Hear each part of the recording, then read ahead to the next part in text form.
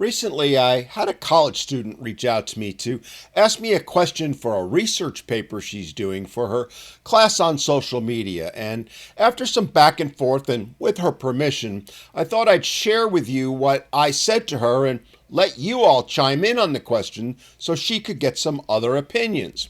Now, I'm not going to give out any of her information to preserve her anonymity, but she will be reading the comments and possibly even incorporating some of your responses into her paper.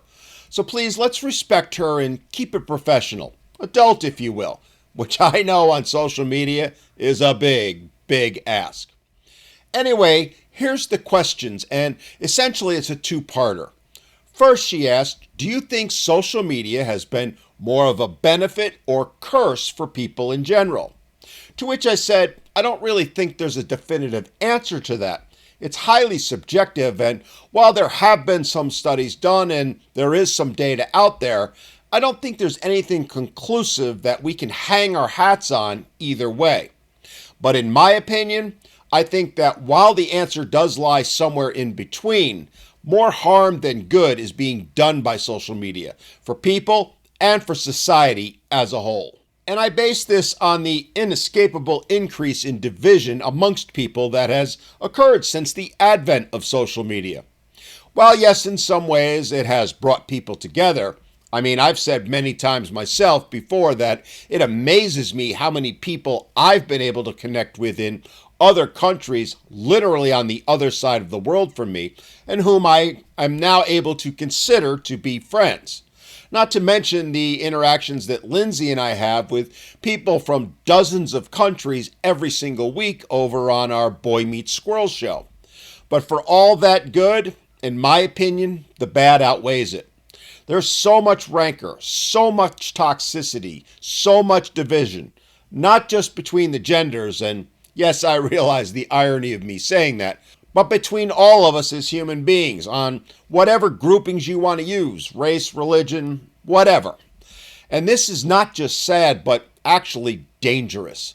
We already know of cases where, for example, mobs of women have targeted men and literally driven them to unalive themselves. Add to it, and there's no denying it, especially after the Twitter files came out a couple of years back, there's plenty of clear and convincing evidence to show that the algorithms of the various social media outlets are designed not to help people to find beneficial things, but instead to feed them things that they know will trigger them, hurt them, get them angry, so that they'll gauge and interact more, to get them to stay on the app in the vernacular. And the best way to do that is by following that old adage, which is, if it bleeds, it leads. Something that clearly applies on social media, except it's on steroids. And that led us to the second part of her question, and the main reason why she reached out to me, which was to ask, who do I think has been hurt more by social media, men or women? An answer that I found quite easy to give and do so unequivocally. And that answer is women. Women have been hurt far more than men by the advent and proliferation of social media. How so, you might ask? Well, let's look at it from a sociological perspective. It's well documented that women are far more social creatures than men are. Women are far more likely to, let's call it, group up, to talk to one another, to feed off one another, and to engage with one another, much more so than men. Men, on the other hand, are more likely to isolate or go it alone, or if they do group up, to do so in much smaller numbers than women. This shouldn't surprise anyone. It's been that way throughout human history. Some of it is cultural, some biological, and some due to socialization. And social media has allowed all of those tendencies to explode. The data is striking. Women are far more likely to use social media on a daily basis than men. They spend more hours each day using it and are more likely to interact via comments, likes, and sharing with what they watch than men are. And while that in and of itself is not necessarily a bad thing, when you combine it with the fact that women are more likely to seek happiness, fulfillment, and validation from others than men are, it can, and I'd argue, has led to a perfect storm. Over the years, I've seen more and more women disconnect from, let's call it reality, and lose themselves into the virtual one.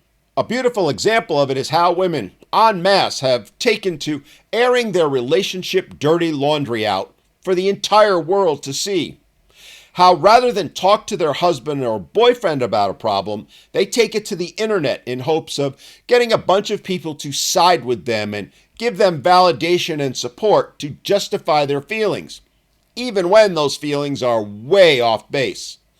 And I'm not saying that men don't do that as well. They most certainly do. But I think it's fair to say that women are guilty of it far, far more than men. To the point I'd argue, and have in fact said, they wallow in it. And if there's one thing men hate above all else, it's having their private life put out for the world to see. They view it as an invasion of their privacy, a clear sign of disrespect. And once that happens, it's game over. You're finished.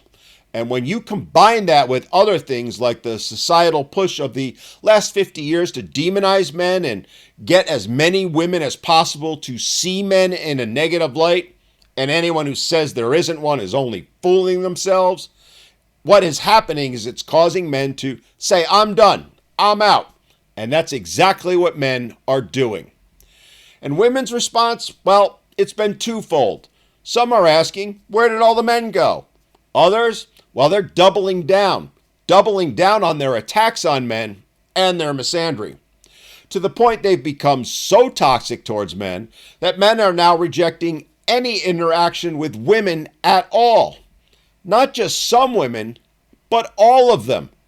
And who can blame them?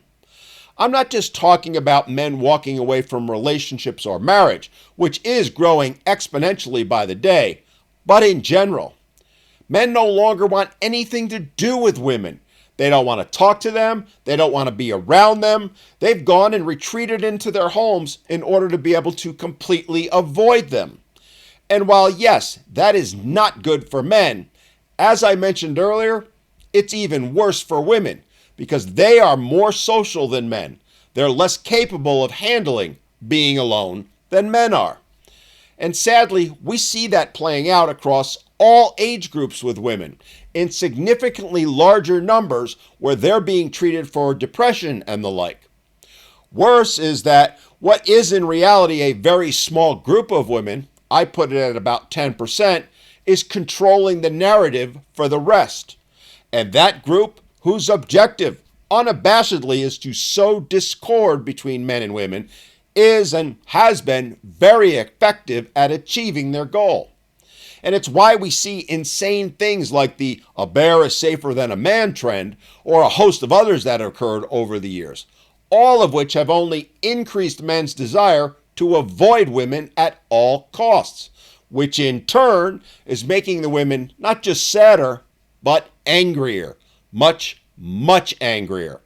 And that in turn is why they hate people such as myself, who point out what is going on, who expose the anti-male narrative that social media feeds off of. And as I said to her in closing, I am generalizing. There are no black and whites here, but pure data and observation show, at least to me, that what is happening with social media is hurting women far more than it is hurting men.